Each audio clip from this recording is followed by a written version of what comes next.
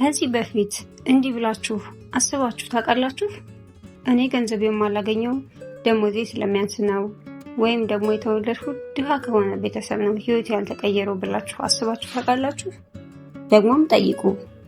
ከእናንተ ጋር ተመሳሳይ ደሞዝ የሚያገኙ ወይም ደግሞ ከእናንተ ያነሰ ገንዘብ ያላቸው ሰዎች እንዴት ንብረት እያፈሩ ቢዝነስ እየገነቡ ህይወታቸውን እየለወጡ ነው? ልዩነቱ ምንድን ነው? እውነቱን ልንገራችሁ፣ ልዩነቱ በኪሳችሁ ውስጥ ያለው ገንዘብ አይደለም። ልዩነቱ በጭንቅላታችሁ ውስጥ ያለው አስተሳሰብ ነው። ልክ ነው። ሀብት የሚጀምረው ከባንክ አካውንታችሁ ሳይሆን ከጭንቅላታችሁ ውስጥ ነው። እናም ዛሬ በዚህ ቪዲዮ ውስጥ አብዛኛው በአጠቃላይ ሰው ጭንቅላት ውስጥ ያሉ 5 አደገኛ የድህነት አስተሳሰቦችን በጥልቀት እናያለን። እነዚህ አስተሳሰቦች ከእናንተ ውስጥ ካሉ ምንም ያህል ብትሰሩ ገንዘብ ለምን እንደማይቆይላችሁ ወይም ደግሞ ድል ሲፈጠር ለምን ያድል እንደሚያመልጣችሁ ትረዳላችሁ። ይህ ቪዲዮ የገንዘብ ማግኛ ዘዴ ብቻ አይደለም። ይህ የአስተሳሰብ ቀዶ ጥገና ነው። ስለዚህ እስከ መጨረሻው ድረስ አብራችሁን ቆዩ።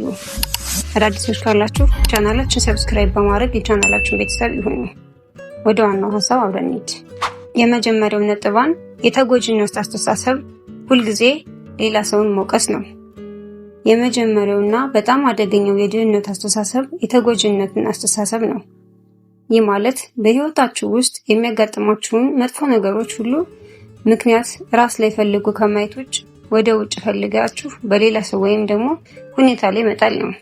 ስራ ስላላገኘው፣ መንግስት ጥሩ ስራ አልፈጠረም፣ ስራ ቦታ ደሞዝ ጭማሪ ስላልተደረገልኝ፣ አለቃዬ ጥሩ ስላልሆነ፣ እድል ስላልገጠመኝ፣ ቤተሰቤ ገንዘብ ስላልነበራቸው ነው እንላለን። እነዚህ ሁሉ እውነት ሊሆኑ ይችላሉ። ስራ ማጣት፣ ደሞዝ አነስተኛ መሆን፣ ችግር ያለበት ቤተሰብ ውስጥ መወለድ፣ ሁሉም ትክክለኛ እውነታዎች ናቸው። ችግሩ ግን ውጤቱ ላይ ነው። እራሳችሁን እንደ ተጎጂ ስታስቡ መፍትሄ ኃይልን ለራስ ሳይሆን ለውጭ ሁኔታ አስረካቢ እንሆናለን። ማንም ከእናንተ ጠባቂ የማይሆነው ችግራችሁን ይፈታልኝ ብላችሁ ስለምትጠብቁ ነው። እስቲ ይህንን አስቡ። 2 ሰዎች በተመሳሳይ ችግር ውስጥ ይወድቃሉ። ለምሳሌ ስራቸውን ያጣሉ። አንዱ 3 ወር ተቀምጦ ስርዓቱን፣ ኩባንያውን፣ ሀገሩን ይወቅሳል። ሁለተኛው ግን በሶስተኛው ቀን ተነስቶ ምን አዲስ ክህሎት ልማር፣ ምን አዲስ እድል ልፈልግ ብሎ መንቀሳቀስ ይጀምራል። ከ2 ዓመት በኋላ የሁለቱ ህይወት የት እንዳለ አስቡ። መፍትሄው የተጠያቂነት አስተሳሰብ ወይም ደግሞ ኦነርሺፕ ማይንድሴት መያዝ ነው። ይህ ማለት ሁሉም ነገር ጥፋት ነው ማለት አይደለም፣ ግን ሁኔታው ምንም ይሁን ምላሻችሁን የመቆጣጠር ኃይል ለእናንተ እንደተሰጠ መረዳት ነው። ራሳችሁን በዚህ ሁኔታ ውስጥ እኔ ምን ማድረግ እችላለሁ ብላችሁ ጠይቁ። ይህ ጥያቄ ብቻውን ከተጎጂ ወደ ጀግና ይለውጣቸዋል። ወደ ሁለተኛው ነጥብ እንሂድ። ገንዘብ የክፋት ሁሉ ስር ነው የሚለው የተሳሳተ አመለካከት። ሁለተኛው አደገኛ አስተሳሰብ ገንዘብን ራሱ እንደ ጠላት መቁጠር ነው። ብዙ ጊዜ ካደግንበት ባህል፣ ከሃይማኖት ትምህርት ወይም ደግሞ ከቤተሰብ ንግግር የተነሳ ገንዘብ ያለው ሰው ኃጢአተኛ ነው ወይም ገንዘብ ካገኘ ሰው ይሰርቃል፣ ይዋሻል የሚል ስውር እምነት አድሮብናል። ይህ እምነት ችግር ያለው ነው ብላችሁ አስቡ። ንቃተ ህሊና ውስጥ ገብታችሁ ንቃተ ህሊና ውስጥ ገንዘብ መጥፎ ከሆነ ንቃተ ህሊናችሁን ገንዘብን ወደ እናንተ እንዳይመጣ በስውር ይታገላል። ይህ የሚሆነው እንዴት ነው? ስትሸማቀቁ፣ ስትደራደሩ፣ ስራ ስትፈጥሩ ወይም ገንዘብ የሚያመጣ ውሳኔ ስትወስኑ ውስጣዊ የጥፋተኝነት ስሜት ይሰማችሁና ወደ ኋላ ትመለሳላችሁ። እውነታው ግን ገንዘብ ራሱ ገለልተኛ ነው። ገንዘብ ልክ እንደ ቢላዋ ነው። ቢላዋ ዳቦ ለመቁረስም ሆነ ጉዳት ለማድረግ ሊያገለግል ይችላል። ውሳኔው በተጠቃሚው ልብ ላይ ነው። ገንዘብ ራሱ ልጆችን ማስተማር፣ ቤተሰብ መርዳት፣ ስራ ፈጣሪ ሆኖ ሌሎችን መቅጠር፣ ማህበረሰብ መደገፍ ያስችላል። ገንዘብ ክፉ ወይም ደግ ሊሆን የሚችለው በያዘው ልብ ልክ ብቻ ነው። መፍትሄው ገንዘብን እንደ መሳሪያ ወይም ኃይል ማየት ነው። መሳሪያውን በጥሩ እጅ ውስጥ ስታስቀምጡት ትልቅ መልካም ነገር ይሰራል። ራሳችሁን ገንዘብ ካገኘው ለራሴ፣ ለቤተሰቤ፣ ለማህበረሰቤ ምን ጥሩ ነገር ማድረግ እችላለሁ ብላችሁ ጠይቁ። ይህ ትንሽ አስተሳሰብ ለውጥ ብቻ ገንዘብ እናንተ የመምጣት ፍራቻን ያስወግዳል። ስለዚህ የተጎጂነትን አስተሳሰብ አስወግዱ። ወደ ሶስተኛው ነጥብ እንሂድ። የጥረት አስተሳሰብ። ሶስተኛው አስተሳሰብ በጣም ስውር ግን በጣም ጎጂ ነው። ይህ በዙሪያችን ያለውን ዓለም ትንሽ ኬክ አድርገን ማየት ነው። ማለትም ገንዘብ የተወሰነ ነው፣ አንድ ሰው ካገኘ ሌላው ያጣል የሚል ስውር እምነት አለን። ይህ አስተሳሰብ ያለው ሰው ሌላ ሰው ሲያድግ፣ ነገሮች ሲስተካከሉለት፣ አዲስ ስራ ሲጀምር ደስ ከመሰኘት ይልቅ ቅናት ወይም ስጋት ይሰማናል። እነሱ ካደጉ እኛ የተበለጥን ይመስለናል። እነሱ ካደጉ እኛ የበለጠ አጋጣሚ እናጣለን ብለን እናስባለን። በዚህም የተነሳ አዳዲስ አጋጣሚዎችን አናይም። በዙሪያችን ያሉ እድሎችን ችላ ብለን እናልፋለን። ምክንያቱም አእምሯችን ላይ ምንም አጋጣሚ የለም የሚል ማጠሪያ ተጭኖበታል። እስቲ ይህንን አስቡ። 2 ነጋዴዎች በአንድ አካባቢ ውስጥ ቡና ቤት ይከፍታሉ። የአስተሳሰብ እጥረት ያለው ነጋዴ ሌላውን እንደ ጠላት ይመለከተዋል። ደንበኞችን ይሰርቀኛል ብሎ ይጨንቃል። ኃይሉን በጭንቀት ያጠፋል። የብዙነት አስተሳሰብ ያለው ነጋዴ ደግሞ ሁለታችንም አካባቢውን የቡና ባህል በማሳደግ ተጠቃሚ እንሆናለን፣ የበለጠ ደንበኛ ወደ አካባቢው ይመጣል ብሎ ያስባል። እንዲያውም ከጎረቤት ነጋዴው ጋር ትብብር ፈጥሮ ሁለቱም ያድጋሉ።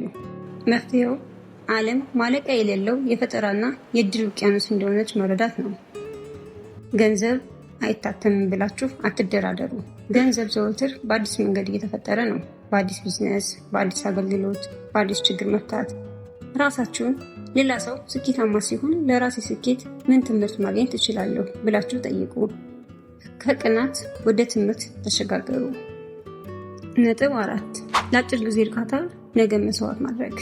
አራተኛው አስተሳሰብ የምኞት ሰው መሆን ብቻ ሆኖ የዕቅድ ሰው አለመሆን ነው። ይህ ማለት ትልቅ ህልም አላችሁ፣ ሀብታም መሆን ትፈልጋላችሁ።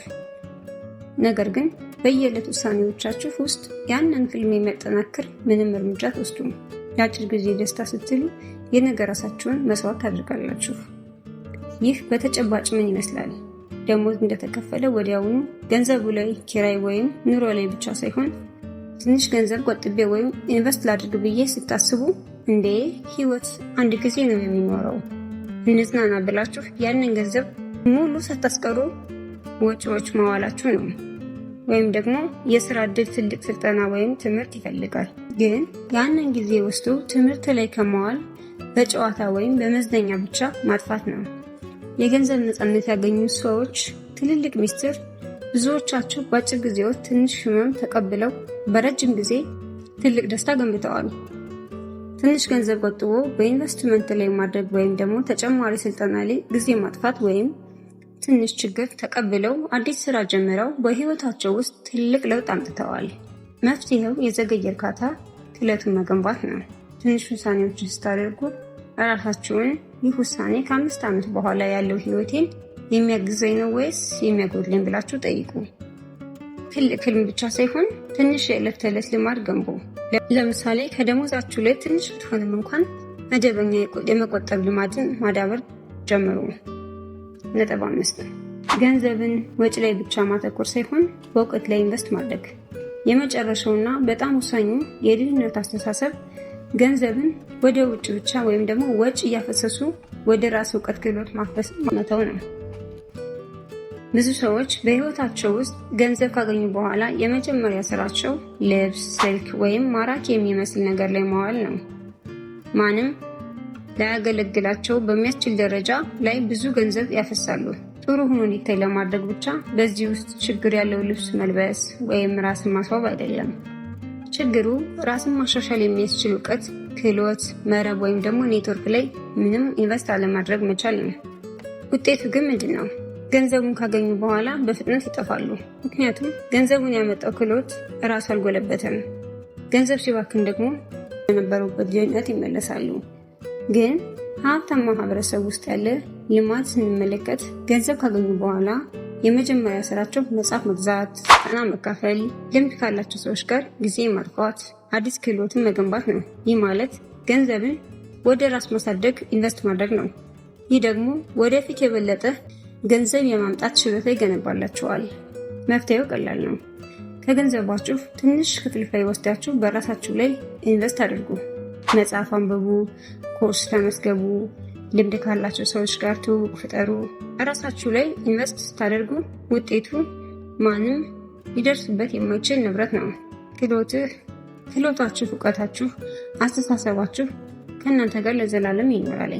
ስለዚህ ገንዘብን ወጪ ላይ ብቻ ሳይሆን እናንተ ላይ ኢንቨስት ማድረግን ጀምሩ።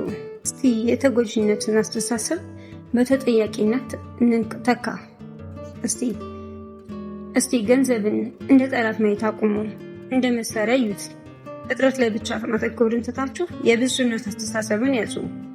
ለአጭር ጊዜ ደስታ ነገን አትሽጡ እና ወጪ ላይ ብቻ ሳይሆን ራሳችሁ ላይ ኢንቨስት አድርጉ። እነዚህ 5 አስተሳሰቦች በአንድ ጊዜ አይለወጡም፣ ግን ዛሬ ከእነዚህ ውስጥ አንዱ ብቻ መርጣችሁ መስራት ጀምሩ።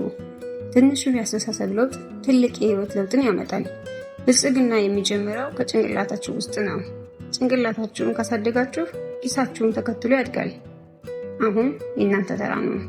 ከእነዚህ 5 አስተሳሰቦች ውስጥ በእናንተ ላይ በጣም የነካችሁ የትኛው ነው? ወይም ደግሞ እናንተ የተቸገራችሁበት አንድ የድህነት አስተሳሰብ ካለ በኮሜንት ላይ አጋሩኝ፣ አብረን እንወያይበታለን።